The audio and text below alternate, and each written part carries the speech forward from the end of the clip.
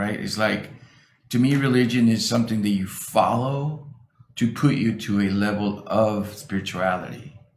Because if you notice, if you go to a church, everybody prays, everybody gets into their knees, everybody, maybe not every religion, but everybody has kind of have they talk to the higher power. But one of the things I discovered, and I'm not saying it's bad at religion. I mean, I still go to church when I can. And I still, I was born this way, and I'll always be this way. But what I was saying is that I was relying too much on knowing scripture. I was relying too much on feeling a certain way at a certain Sunday. But a good friend of mine was traveling in Europe, and I had gone through a major life change. Everything, my living style, everything changed. Yeah. And one of the things that I did is as a kind of a fun thing, but yet I believed in it. I believe in the polar bear plunge. Every January 1st, you got to jump into cold water. Yeah. And give you a heart attack, wake you up. Good way to welcome the year. But she saw that I did that online because I post everything too, as I have a public life. So I thought, you know what? Why not? I posted it. And she was traveling at that time. And she was in somewhere in North Europe, where one of the things that she's learning it's a method of breathing for people who do get in the really icy waters. Mm. But when she got back in town, she was like, "Hey, you like the cold water?" And we live in the Puget Sound, and I'm learning this method, and you mentioned it's good luck. And so we ended up. At first, we didn't know where we were going with this. But we started going to swim in the Puget Sound. We found a spot where we feel safe. But we didn't just do it about getting in the water. If it was just that, then you just go jump at the end of the pier. Yeah. But we integrated it with spirituality. We decided to create a protocol. We have a lot of people, friendships who are like Puyallup tribe. Was on the Latino side, Aztec kind of things. People who actually follow, they say they follow a certain way of celebrating, spirituality. So we had decided to integrate that. So I started to go and swimming in the cold water.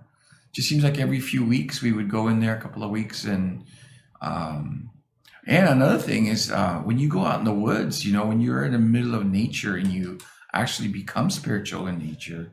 I recommend anybody who picks up a Bible and goes to a church, goes through a door to feel like you have to be spiritual, go try it in the woods. Go in the middle of the woods and just sit on a stump and be spiritual, not religious.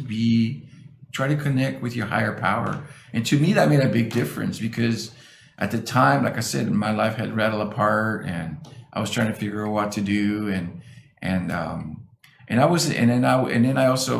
there was a couple of family members that are close to me that because of that falling apart, we weren't communicating and it was hard, it's hard to miss someone like that. And, but the fact that we started going to the cold water, sorry, I talked too much. That's okay. The fact that we started going to the cold water twice a week. And, one of the things that we did, my friend, what we started doing is, creating, portals.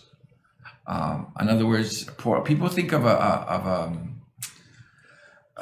altar, like if you go to a church, they think of an altar like a place to pray to or at.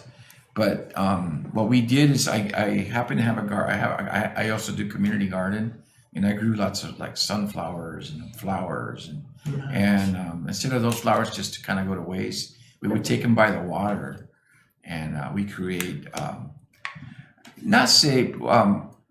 We call them portals, but it's not like a portal where you get in and you go to another space. But it also, what it does is it represents like a visual to something. You're not praying to the portal, but it's like a place where you allow yourself to open up. And we did it usually right up at the sun. One of the things that I learned from my friend is when we were going where the sunset was coming. And when the sunset comes, it makes a nice white line from the sun across the water. Yeah. And, that was like a pathway. So we always pray towards the pathway. So we created all that. I'm proud of us, because we're going. As a matter of fact, last night was, we haven't done it in a little while because of the pandemic. We respect that. The person that I go with, she works in a very public thing, kind of, so she's can't really be around a lot of possibilities of COVID. Yeah.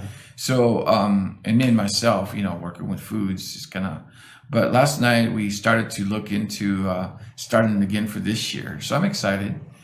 Spring's coming up, and but spirituality wise, I recommend whoever's listening to your show to maybe if you are religion or spiritual, go do it in the woods. Go to the woods, any park where maybe not too many people. Try to find some quietness. But man, it is amazing how you connect to nature, to your higher power. Yeah. Yeah. Yeah, definitely. I'm sure, I'm almost positive you've seen my videos here recently that I've been shooting when I'm running the trails at Point Defiance. Yeah, I've been thinking about that, what you're talking about, finding your higher power out in the woods. It's like I've been thinking about that hardcore lately, running the trails out there in Point Defiance. Because it's like you're in the middle of the forest. You're in the middle of the forest. And you see all the little animals and all the birds flying in the air. And nature talks to you. You think, oh, I'm just seeing a bird. But if you think about it, that bird, if you didn't see it yourself, it's just going along doing its own life and it's not being recognized. But I believe that if you really pay attention, nature talks to you, Yeah.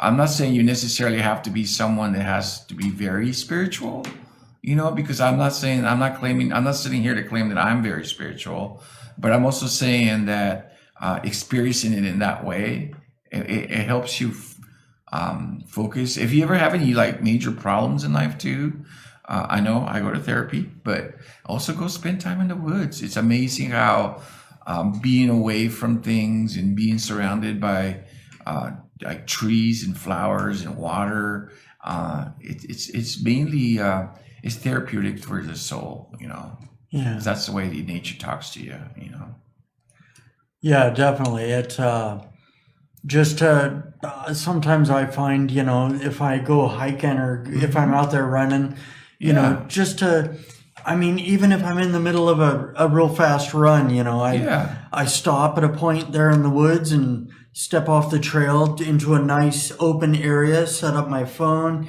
and of course I paused my run so my timer's not going, but I step off the trail and just set up my phone and look around and take it all in, while I'm setting up for my selfie shot, and then I set up my phone and take a selfie, and then it's amazing how our phones took over our lives because we want to share our experience, and that's the way to do it. But another thing that I try to do, I was telling you, I was trying to be creative, and I do take my phone down there when I'm creative, but I only use it when I want to record like a picture or something. But usually I try to put it away. Yeah. Because I don't want to, I don't want it to become about that. That's the thing is, and you're right. I mean, you have to pause everything but that's a good example of if you, especially right now, a lot of us are at home because of the pandemic. Yeah. And a lot of us are frustrated. It's been a year. Actually, this last week, I think, was a year ago when things started kind of getting ugly about getting, being inside and everything. So it's been a good year. It's been a good learning year for me about social distancing and taking care of ourselves. But if you can make it to the woods and you're by yourself, you don't need to have, it just kind of frees you up.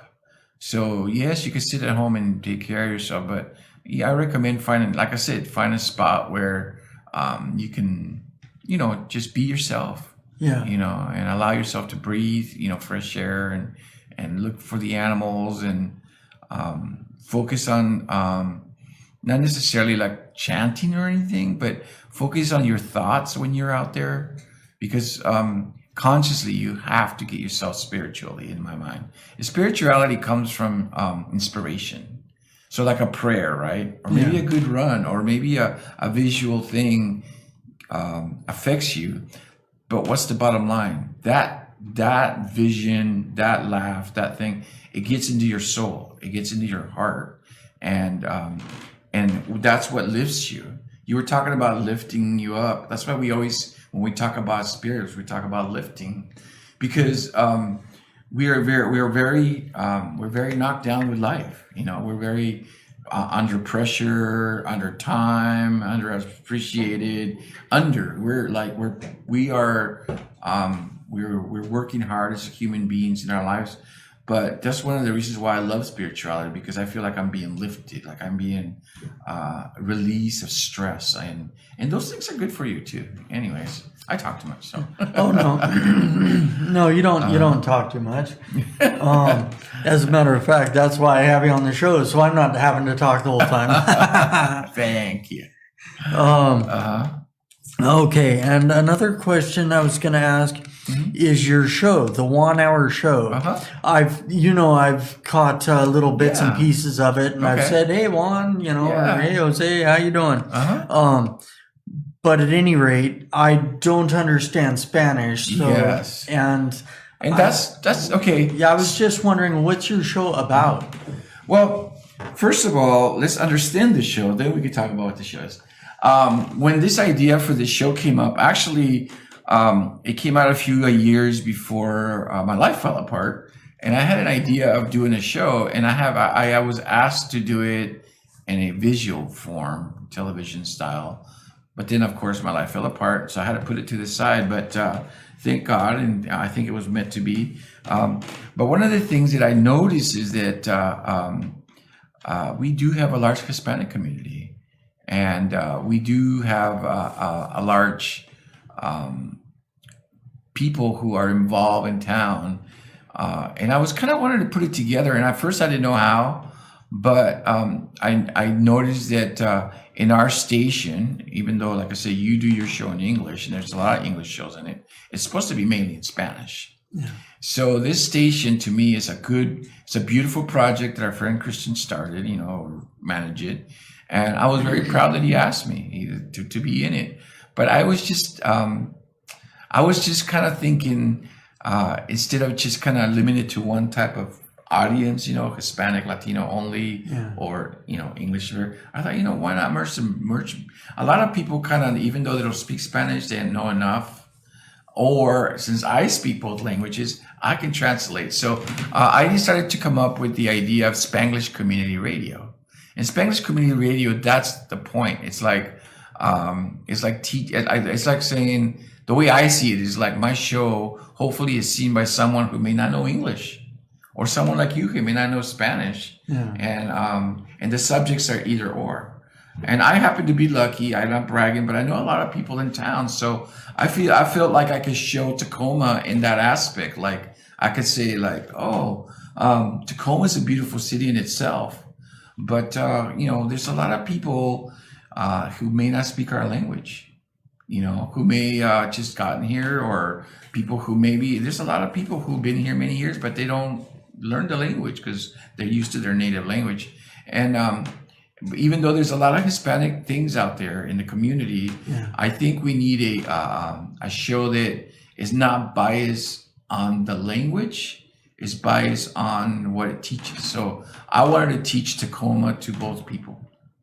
And I've been lucky. I may turn it around on you, and you might end up in my show. So the reason I'm going to give the credit in the air. It was not, the idea of the name was not my idea. When I was trying to work on the visual side of things a long time ago, when I got offered, it was my oldest son that came up with that name. She's like, I said, you know what I really want? I want something like Sesame Street meets 60 Minutes, And she was all like, and I go, well, she goes, 60 minutes, it's an hour, and your name is Juan, why don't we call it the Juan Hour? And I was like, oh, brilliant. So I figured that's going to be kind of my brand now, Yeah. So that's how we came up with the 1 Hour Show. Right on.